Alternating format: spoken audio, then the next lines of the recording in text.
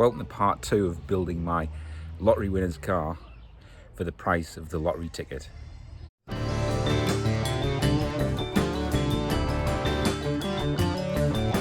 This is Pentagram Motorsport. This is my Dorna Lancia Delta, and if you didn't watch the previous episode, this is my Lancia Delta HF Turbo. In this episode, we're going to be assessing all the body panels, and we're going to decide which panels we can weld up and which panels we really need to replace. Starting with the bonnet. Yeah, we're not going to use this. So on the inside of the bonnet, there's usually a load of strengthening structures, but they've all been removed on this car because it was used for motorsport.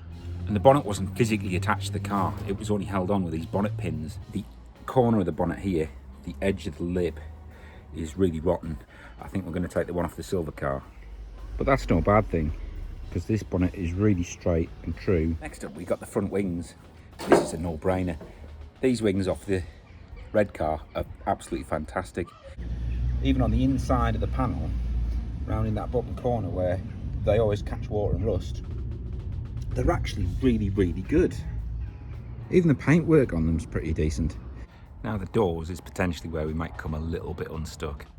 Along the door bottoms is blistered and burst on all four of the doors really, and unfortunately the doors on the Dorna car aren't much better.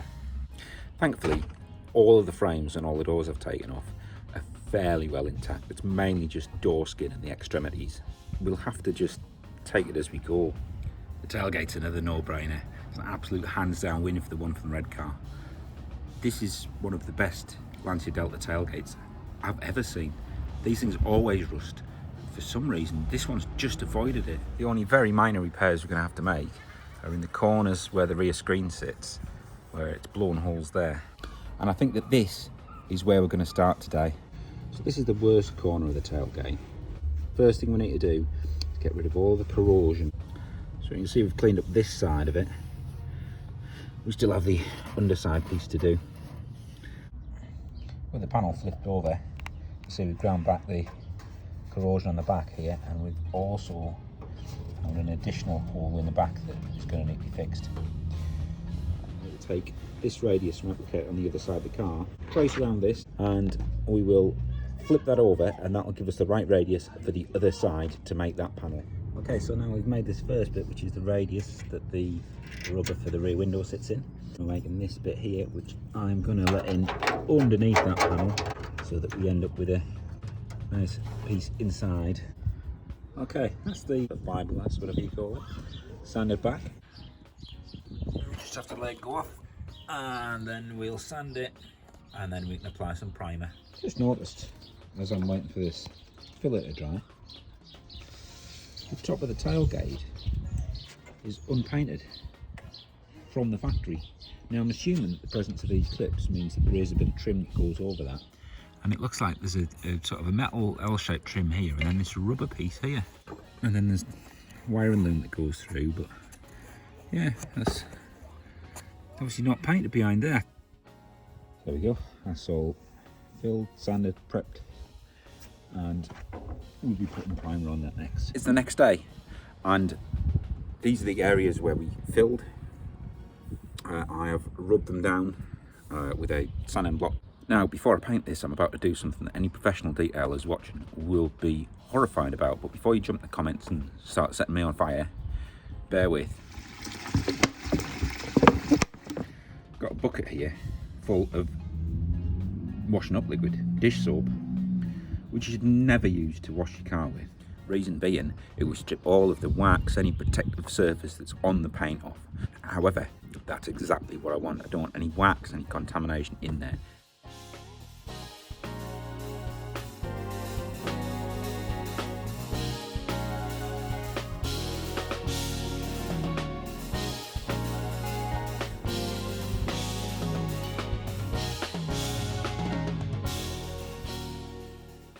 Just a quick word about what we're going to do with the paintwork on this car. Money no object. You know, if I had won the lottery, send it away and get it chemically dipped or get it media blasted, take all the paintwork off it and do a full respray. But that's not what we're doing here. We're trying to build a lottery winner's car for the price of the lottery ticket. So what we're going to do is attempt to paint localised areas, which I know is going to horrify quite a few of you. Bear with me, because I think we can actually get a decent finish here. We'll see.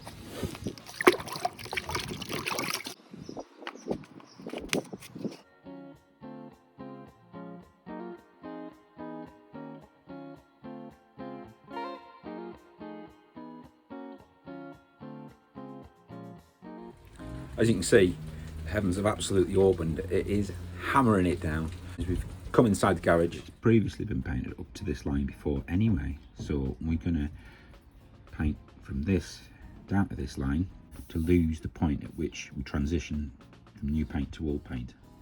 So now we know where we're going to paint up to. Next thing to do, mask it off. But as I was doing it, I noticed this headline: Audi, the most attractive car brand. April the 1st. Just getting ready to lay down some primer. I have to give these cans a really good shake. So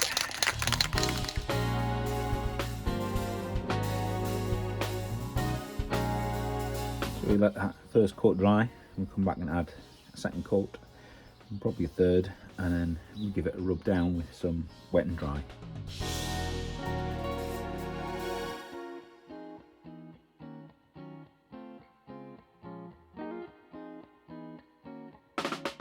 Just want to say, if you've come here expecting some masterclass in bodywork and paint prep, it's not what you're getting. This is just absolute amateur hour, rattle cans, newspaper to mask off.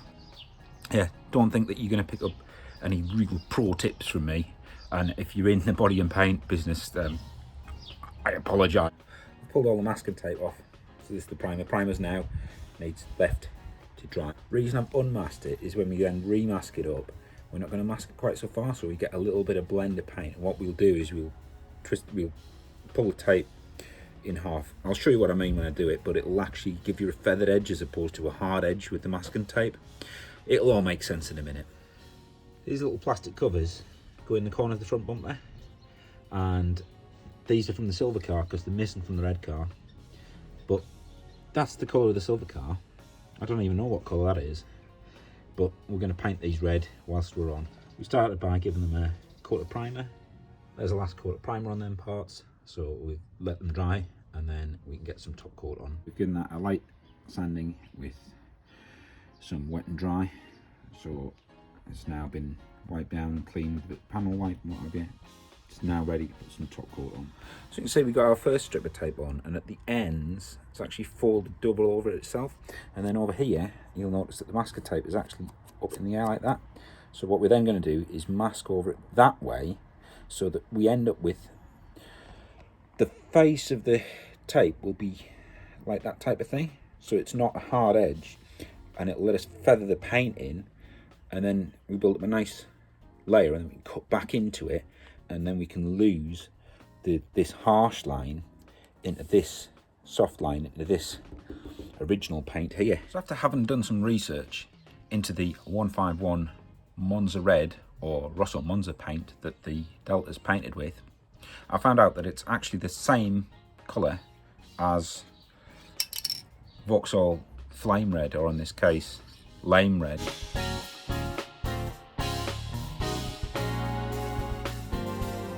As you can see, it's just quite a light first coat just to get some paint on there, and then in the next couple of coats we'll try and build up that glossy finish.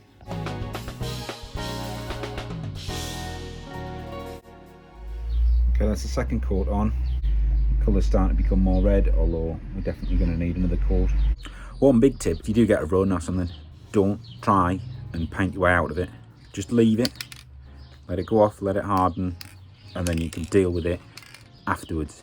If you think, oh, I can paint my way out of that, I guarantee you it'll get worse and worse and worse, and what you'll end up doing is taking all the paint back off the panel and starting again. I was just throwing a quick top coat on these fog light covers.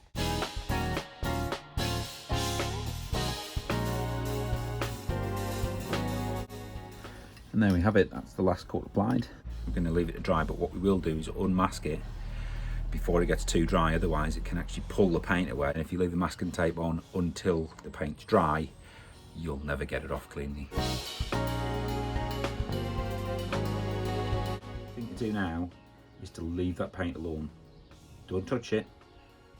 If you can, leave it for a fortnight before you do anything with it.